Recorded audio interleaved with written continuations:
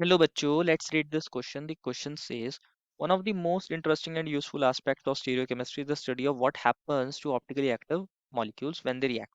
The product isolated from the reaction of the chiral material can tell us a great deal about the reaction mechanism we observe. SN2 inversion of configuration, SN1 racemization and SNI retention of configuration.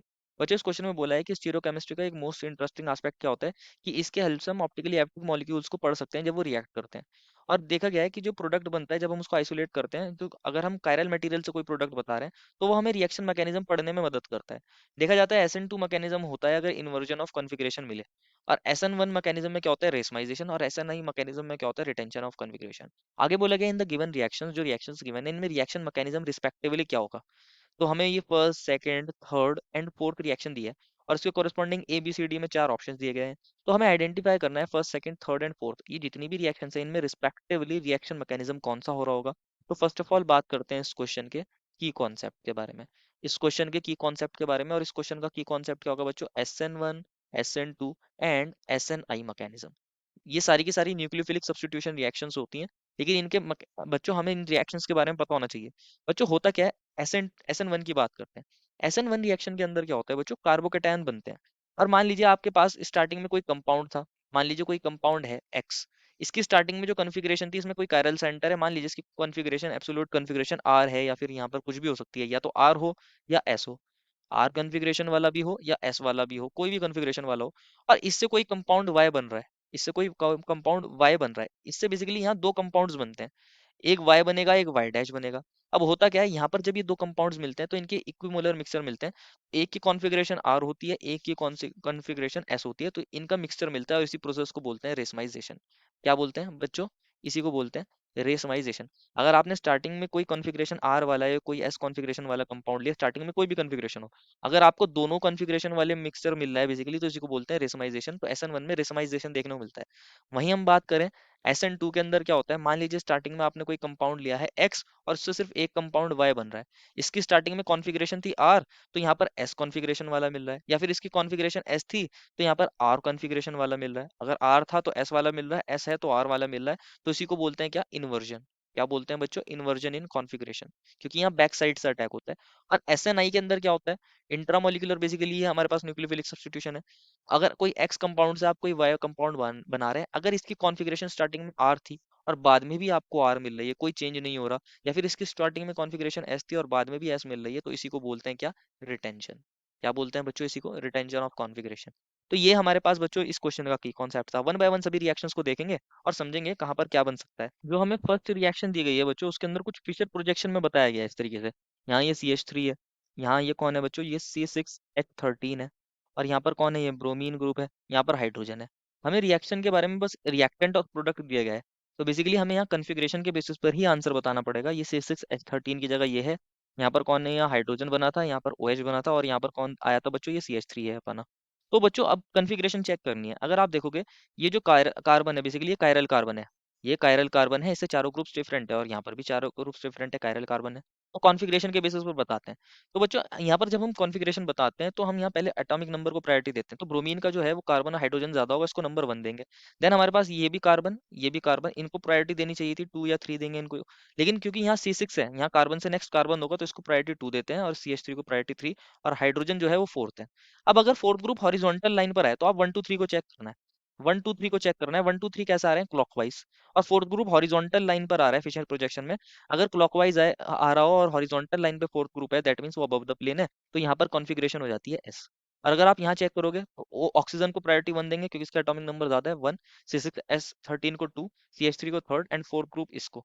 तो अगर आप यहाँ check करोगे 1 2 3 कैसा आ रहा है, 1 2 3 आ रहा है एंटी क्लॉकवाइज, और फोर्थ ग्रुप कहाँ पे है हमारे पास, हॉरिजॉन्टल लाइन में, दैट मींस ये अबव द प्लेन होता है। तो क्योंकि 1 2 3 क्लॉक एंटी क्लॉकवाइज आ रहा है बच्चों, तो इसको बोलते हैं हम क्या, इसको आर बोलते हैं। तो एस लिया था आर बन रहा है, एस लिया था आर बन रहा है, तो ये कहाँ पे देखा था हमने, इसको बोलते हैं इन्वर्जन। एस लिया था आर बन रहा है, इन्वर्जन, दैट मींस ये SN2 है। कैसी रिएक्शन है बच्चों, ये SN2 रिएक्शन है। जो सेकंड रिएक्शन दी थी उसकी बात कर लेते हैं। सेकंड रिएक्शन में अगर आप देखोगे हमारे पास यहाँ C2H5 है, और यहाँ पर इस तरीके से दिया था हमें, कुछ Br दिया था, यहाँ पर एक हाइड्रोजन दिया था, यहाँ पर आपको CH3 मिला था। और जब इसकी रिएक्शन जब भी हुई थी तो यहाँ पे कुछ इस तरीके से कंपाउंड बने थे C2H5, और यहाँ ये फिशर में ही दिया था इस बार भी, हाइड्रोजन, ये CH3 है, और यहाँ पर कौन आ गया था, यहाँ OH आ गया था। एक तो ये कंपाउंड बनाया था और एक कंपाउंड ये बनाया था, ये OH आया था, ये हाइड्रोजन आया था और यहाँ पर C2H5 आया था और यहाँ CH3। तो मॉलिक्यूलर फॉर्मूला तो दोनों का सेम है, लेकिन यहाँ अगर आप देखोगे ये कायरल कार्बन है, ये कायरल कार्बन है, तो कॉन्फ़िगरेशन चेक करके बता सकते हैं हम। अगर आप स्टार्टिंग में कोई भी कॉन्फ़िगरेशन का कंपाउंड हो, मान लीजिए ब्रोमीन को हम 1 देंगे, प्रायोरिटी 1 है, यहाँ 2 C हैं बेसिकली, तो इसको प्रायोरिटी 2 देंगे, यहाँ CH3 को थर्ड एंड फोर्थ इसको हाइड्रोजन को। तो 1 2 3 को चेक करना होता है, कैसा आ रहा है एंटी क्लॉकवाइज, लेकिन फोर्थ ग्रुप कहाँ है, वर्टिकल लाइन पर है। एंटी क्लॉकवाइज हो और फोर्थ ग्रुप वर्टिकल लाइन पे हो, दैट मीन्स वो बिलो द प्लेन है। और क्योंकि यहाँ कैसा आ रहा है बच्चों एंटी क्लॉकवाइज, तो इसको हम बोलेंगे एस कॉन्फ़िगरेशन का ये कायरल कार्बन है। अब यहाँ प्रोडक्ट को चेक करना है, OH को 1, C2H5 को 2, CH3 को थर्ड देंगे और हाइड्रोजन को फोर्थ। 1 2 3 को चेक करना है, कैसा आ रहा है एंटी क्लॉकवाइज, फोर्थ ग्रुप हमारे पास ये जो हाइड्रोजन है ये वर्टिकल लाइन पर है, तो इसको एस बोलेंगे। और यहाँ पर चेक करना है, OH को 1, C2H5 को 2, CH3 को थर्ड देंगे बच्चों, हाइड्रोजन फोर्थ। अब यहाँ अगर आप 1 2 3 को चेक करोगे, हाइड्रोजन कहाँ पर आ रहा है, वर्टिकल लाइन पर आ रहा है, जो वर्टिकल फिशर लाइन है बेसिकली, मतलब ये पीछे है, बैक टू द प्लेन है। तो यह कैसा आ रहा है हमारे पास, क्लॉकवाइज आ रहा है, तो उसको बोलेंगे आर। एस लिया था, एस प्लस आर बन रहे हैं, एस प्लस आर बन रहे हैं, दैट मीन्स यहाँ क्या हुआ है, रेसमाइजेशन हुआ है। और रेसमाइजेशन का होना मतलब ये SN1 रिएक्शन है। कैसी रिएक्शन है, SN1 रिएक्शन है। थर्ड रिएक्शन जो दी है उसकी भी बात कर लेते हैं।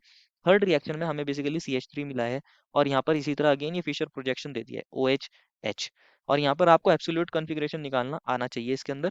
बस याद रखना, जब फिशर में हम निकालते हैं 1 2 3 को चेक करना होता है, फिशर में 1 2 3 को चेक करना होता है। अगर वो क्लॉकवाइज आ रहा है तो देखना पड़ता है, फोर्थ ग्रुप अगर हॉरिजॉन्टल लाइन पर है और वो क्लॉकवाइज आ रहा है, तो हमारे पास क्या होता है बच्चों, हमारे पास वो एस होता है। और अगर वो फोर्थ ग्रुप हॉरिजॉन्टल लाइन पर है, वो एंटी क्लॉकवाइज आ रहा है, तो वो आर होता है।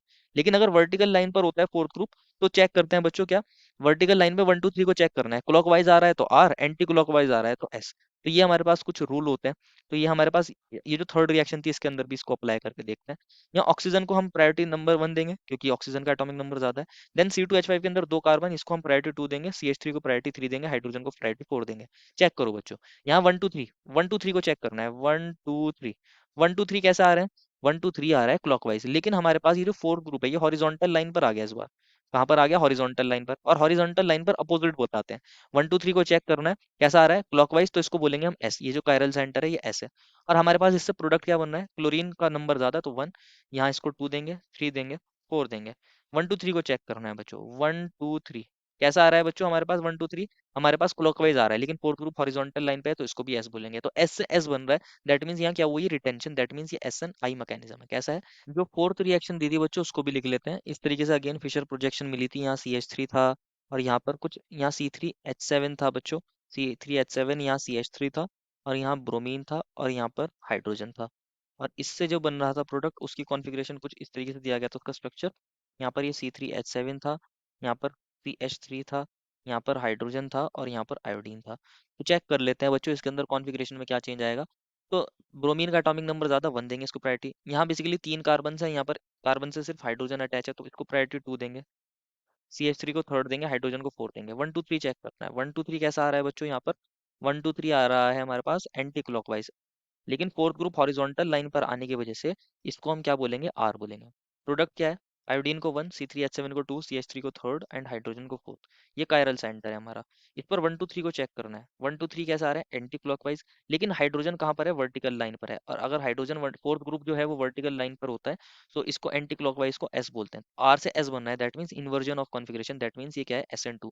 तो हमारे पास जो बच्चों पहली रिएक्शन थी वो SN2 थी, second SN1, then SNI and SN2। तो ये ऑप्शन बी में करेक्ट ऑर्डर दिया है। ए सी में अगर आप देखोगे और डी में देखोगे ये ऑर्डर करेक्ट नहीं है। इन्होंने क्या किया, लास्ट वाली रिएक्शन को SNI बता दिया, इन्होंने लास्ट वाली रिएक्शन को सी ऑप्शन में SN1 बता दिया। यहाँ चेक करोगे इन्होंने सेकंड रिएक्शन को SNI बता दिया, तो इसलिए गलत है। हमारा ऑप्शन बी ही करेक्ट है, therefore final answer is option number B. I hope you understood it well and best of luck.